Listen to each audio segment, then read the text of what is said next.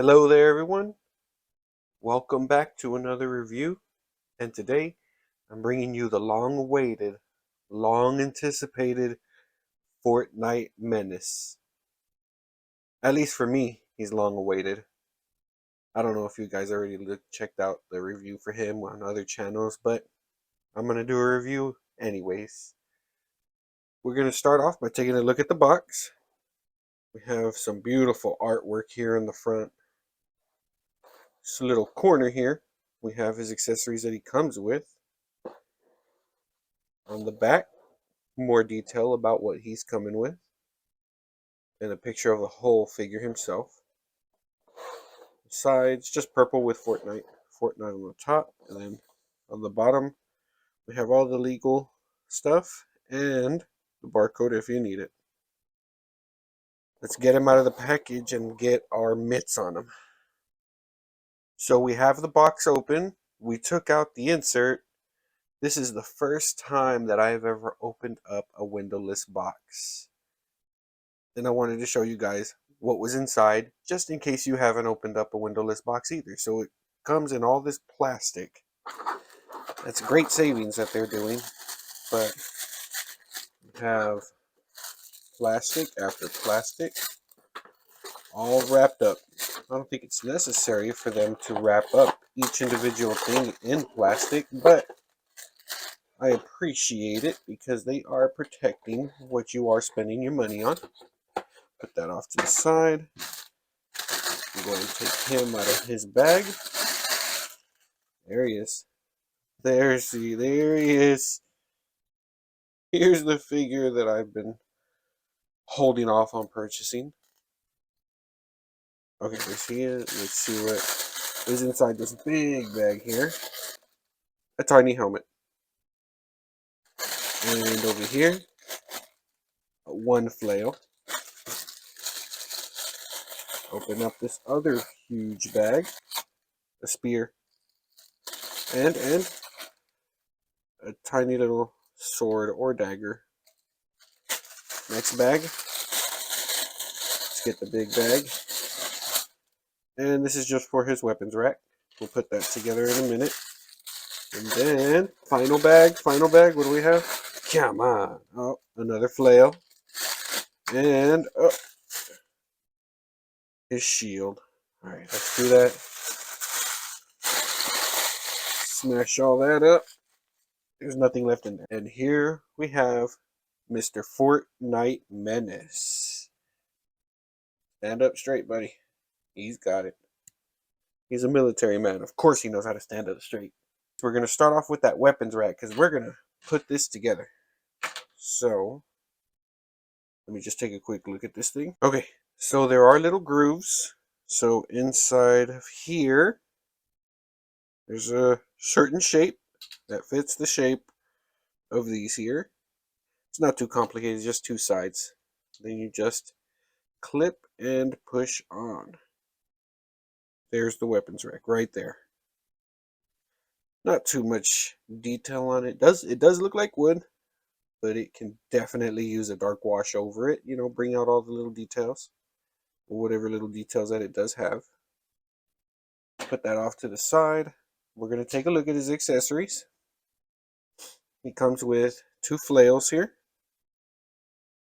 They're softer plastic, so they can move around. Take a look at his sword slash dagger.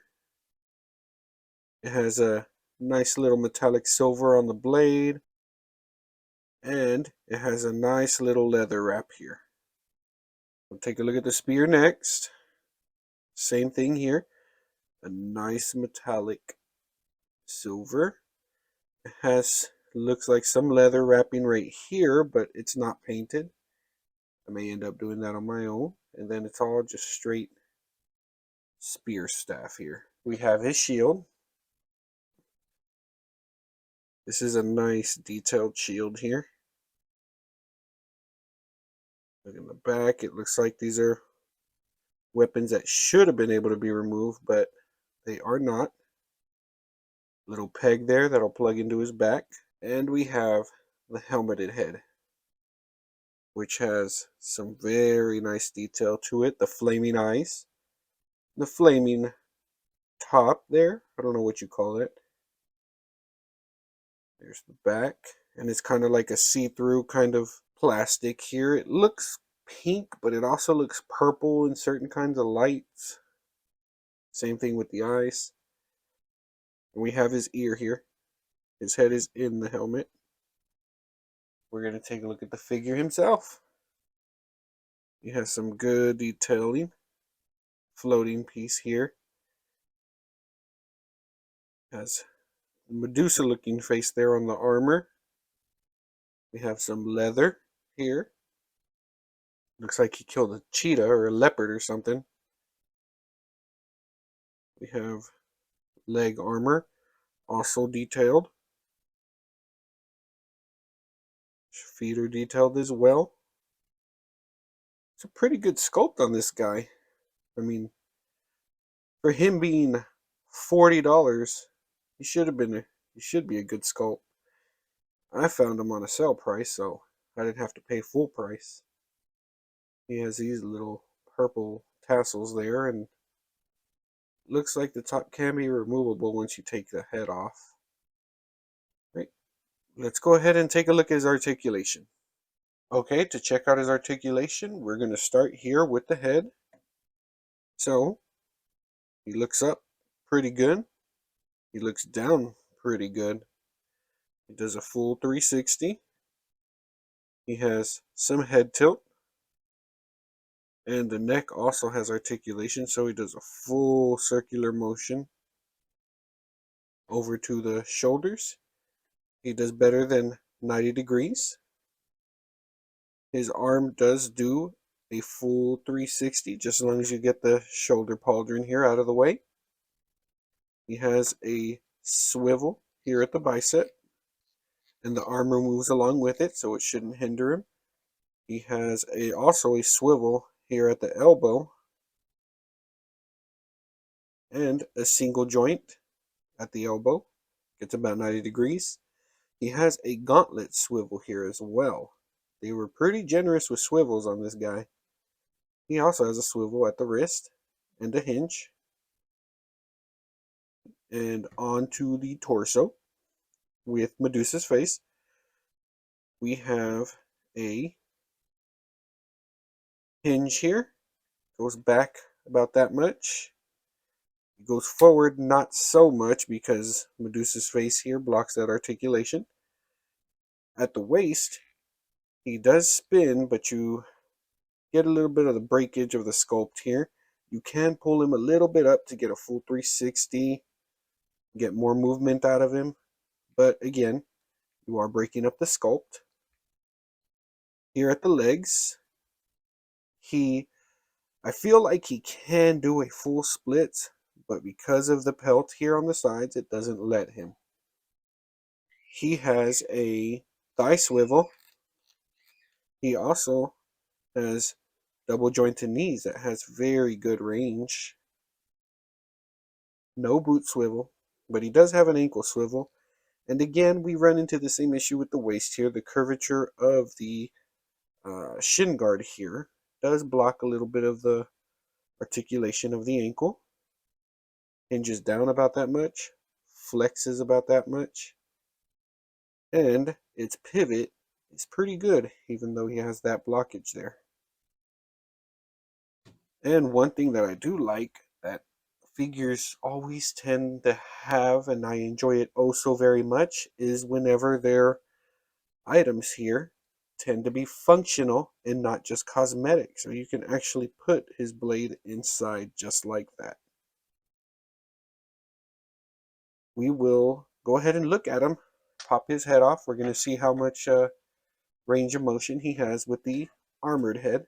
Here he is with the armored head. His motion is severely reduced, mainly because the armor. He does look down pretty well, but he doesn't look back at all. He can tilt, and if you play around with him, you can do a full 360 with the head as well. Let's go ahead and check him out without the shoulder harness there.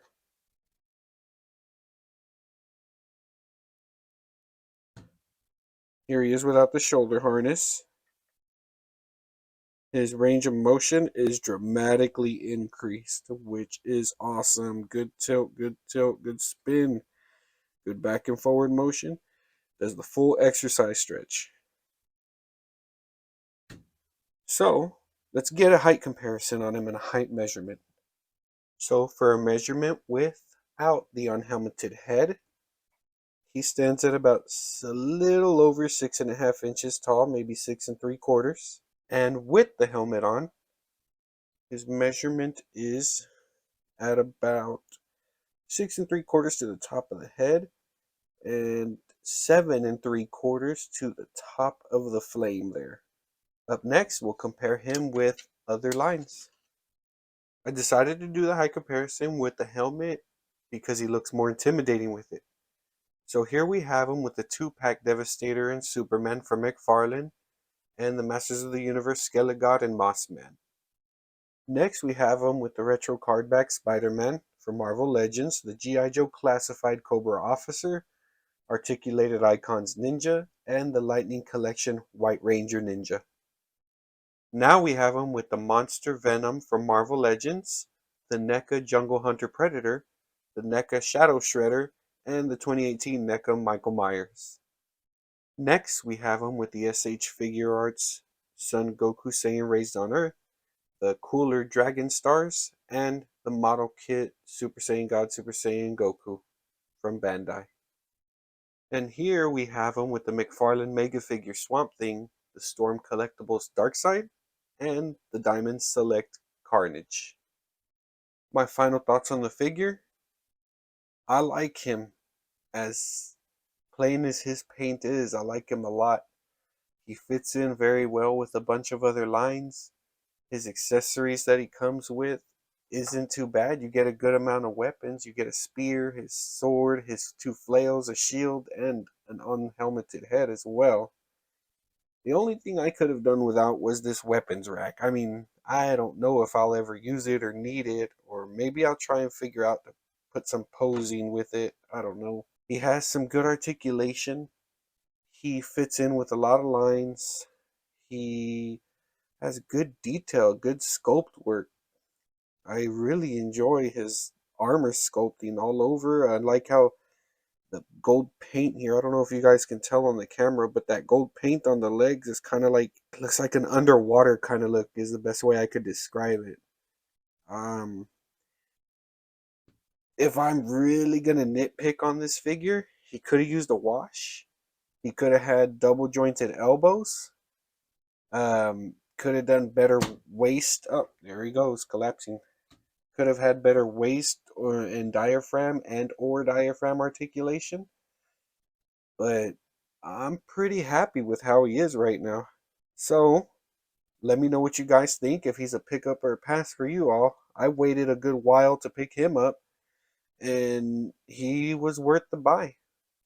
Now for that $40 price point, I wish they would have given us something else besides this weapons rack. Like, I don't know, maybe additional hands, punching fist hands, grabbing hands, or pointing. I don't know, but anything else I feel would have been better than the weapons rack. Let me know what you guys think about it down in the comments below. And I hope this video was helpful for you guys on deciding if you do want to get him. And remember everybody, enjoy the little things in life.